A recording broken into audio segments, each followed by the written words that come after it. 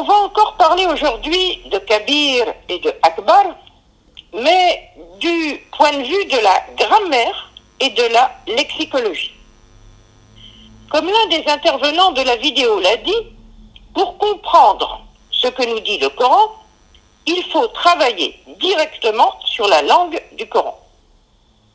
Il ne faut pas chercher à comprendre quoi que ce soit au Coran à partir d'une traduction. Il est alors souvent utile de se référer aux travaux des grands lexicologues médiévaux.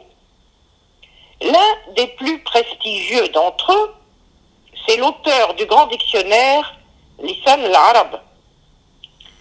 Le titre de ce grand dictionnaire, c'est donc La langue des Arabes. Son auteur, c'est Ibn Manzour. Ibn Manzour est né dans l'Ifriqiya, l'actuelle Tunisie, et il descend d'une famille qui se réclame d'une ascendance médinoise. Ibn Manzour est mort au Caire en 1311, donc pendant la période des premiers sultans mamelouks d'Égypte. Quand il s'agit de problèmes de grammaire et de langue, on peut sans problème travailler sur un auteur qui n'appartient pas forcément au premier siècle de l'islam.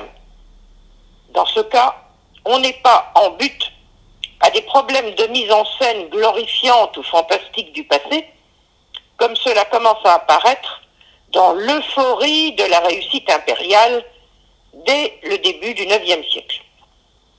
Alors, je suis allé voir ce que dit Ibn Manzour du verbe kabbara, qui figure dans le Coran 2 fois en période mécoise, dans la sourate 74 au verset 3 et la sourate 17 au verset 111, et 2 fois en période médinoise, dans la sourate 22 au verset 37 et dans la sourate 2 au verset 185. Mais comme on l'a dit déjà, la formule Allah Akbar n'est pas citée dans le Coran. Le lexicographe Ibn Manzour s'intéresse pourtant à elle, et voici ce qu'il dit. Il rappelle d'abord que la formule est citée dans l'appel à la prière et pendant la prière elle-même.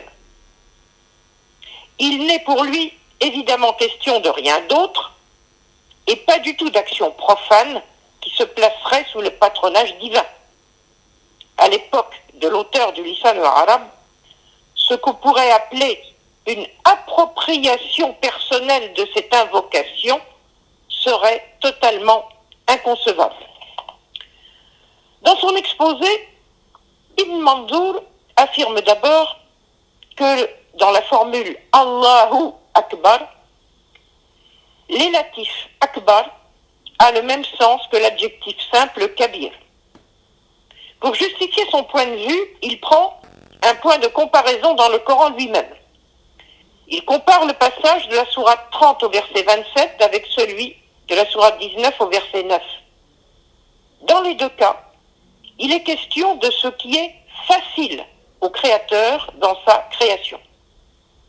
La racine concernée par la facilité, c'est ha wa na, qui est une racine irrégulière avec une semi-voyelle centrale. Dans la sourate 19 au verset 9, on a pour facile l'adjectif simple hayyin, et dans le cas de la sourate 30 au verset 27, on a la forme de son élatif ahwan, avec exactement le même sens. Selon Ibn Manzour, c'est exactement la même chose pour l'adjectif simple kabir, ce qui est grand, et la forme de l'élatif akbar quand il est employé dans la formule Allah Akbar.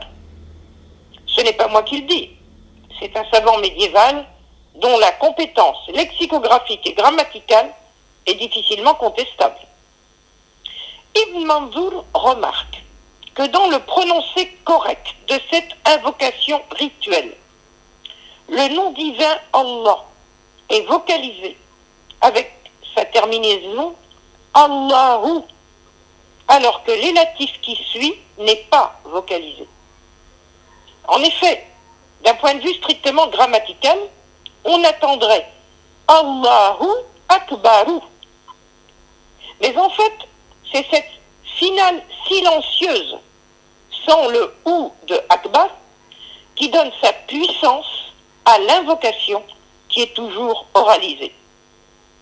Par contre, si on ajoute un mot après Akbar, la vocalisation doit reparaître.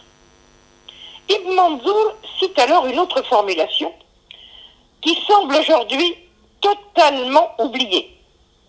Elle était pourtant bien connue des lexicographes et des exégètes médiévaux. Cette formulation, qui était donc une variante de Allahu Akbar, c'est Allahu Akbaru Kabiran.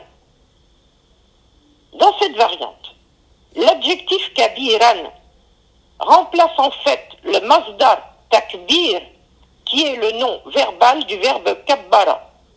C'est une manière de dire Allah est grand et je célèbre sa grandeur. On retrouve ce nom verbal takbir dans le dernier verset de la sourate 17, quand il est dit, en utilisant le verbe kabbara à l'impératif, kabbirhu takbiran, célèbre sa grandeur. Ibn Manzour ne manque pas non plus de rappeler que si Akbar était un superlatif et non un élatif à valeur adjectivale, il faudrait, comme je l'ai déjà fait remarquer, placer l'article al devant Akbar pour pouvoir dire le plus grand. Je vous laisse réfléchir à nouveau à l'innovation que constituent les utilisations actuelles de ces invocations sacrées, qui croient pouvoir se réclamer et se légitimer du passé dans les contextes les plus insolites et parfois les plus tragiques. À bientôt.